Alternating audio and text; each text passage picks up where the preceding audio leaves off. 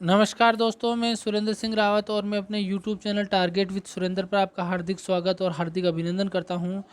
दोस्तों, आज हम जो देखने वाले हैं वो देखने वाले हैं कि सेकंड ग्रेड के जो जीके का पेपर होता है उसमें आप किस तरह से एनालिसिस करें। जैसे मान लो आप दुर्ग टॉपिक पढ़ रहे हो तो दुर्ग टॉपिक में आपने देखा कि अबुल फजल ने किस दुर्ग के बारे में लिखा कि ये इतनी ऊंचाई पर स्थित है कि नीचे से ऊपर की ओर देखने पर सिर से पगड़ी गिर जाती है। इसका मतलब है कि दुर्ग के संदर्भ में कथन भी कोई अगर है इम्पोर्टेंट तो वो पूछा जा सकता है। इसका मतलब ये हुआ। तो इसका मतलब है कि अगर कोई दुर्ग से संबंधित कोई कथन है तो इम्पोर्टेंट कथन है तो उसको आप जरूर ध्यान में रखें। और बाकी दुर्ग की विशेषताएं हैं वो तो आपको बहुत अच्छे से पढ़नी ही पढ़नी है।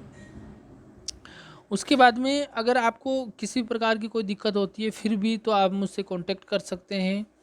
और यहाँ पर देखिए ये एक प्रश्न आया है, बहुत अच्छा प्रश्न है। 25 मार्च 1948 को गठित राजस्थान संघ में निम्नलिखित देशी रियासतों का कौन सा समूह सम्मिलित नहीं था।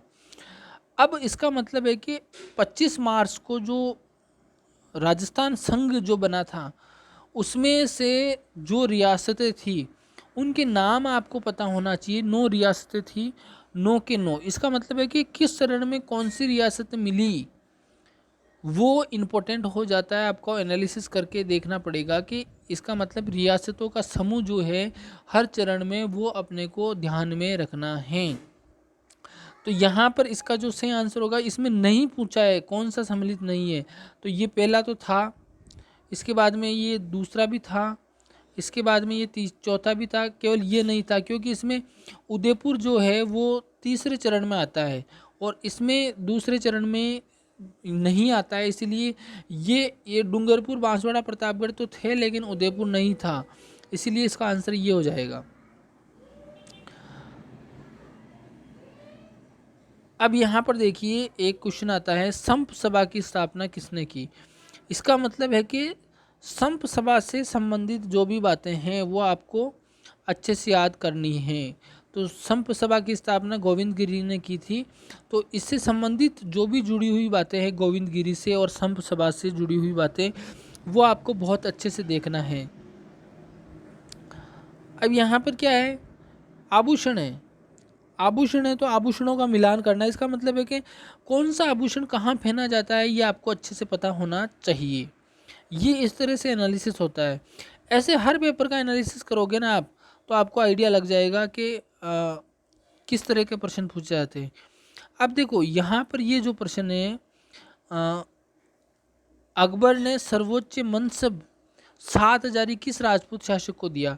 अगर आपको अच्छे से अगर सिलेबस भी पता है तो भी आप इस क्वेश्चन को कर जाओगे, क्योंकि आपके सिलेबस में मोटा राजा उदय सिंह नहीं है, आपके सिलेबस में राजा भगवान दास नहीं है, आपके सिलेबस में भारमल नहीं है, आपके सिलेबस में केवल मान सिंह है। इस तरह भी आप क्वेश्चन कर जाओगे।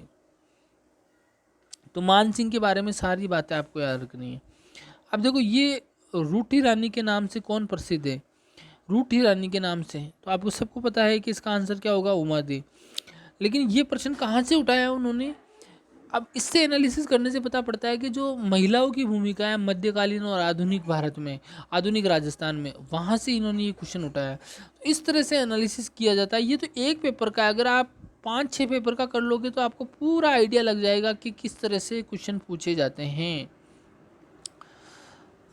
ये आपके ये जो सन 3 का मिलान करना है सबका।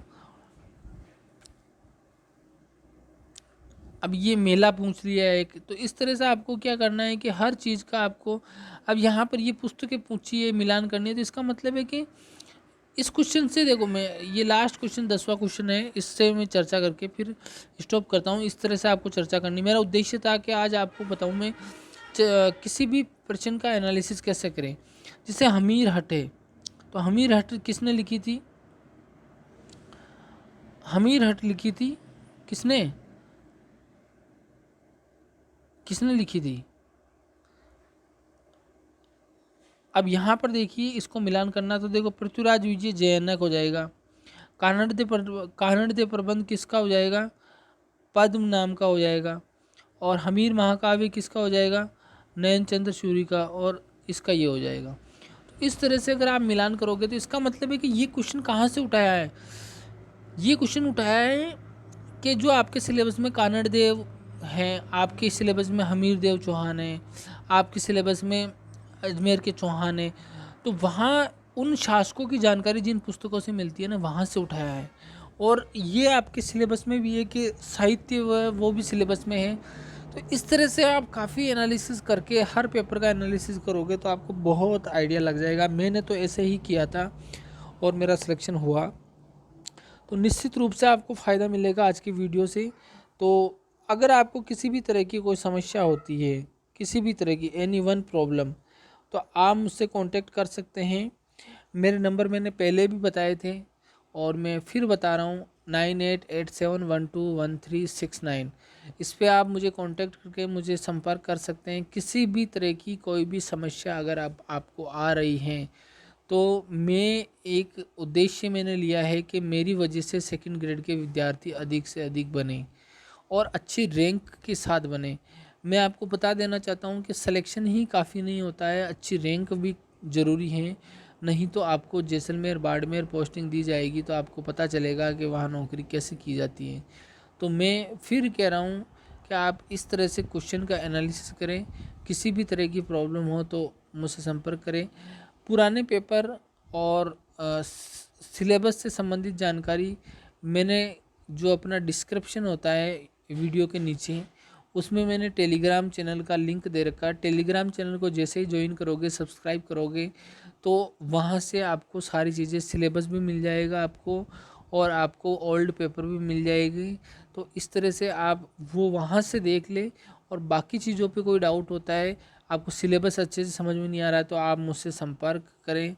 सिलेबस को आपको डिफ़ाइन किया जाएगा पूरा, और इस तरह से आपको कोई समस्या नहीं आने दी जाएगी। सेकंड ग्रेड के प्रति में हेल्प करने के लिए मतलब किसी भी तरह की हेल्प चाहिए तो वो मुझसे संपर्क करें। धन्यवाद।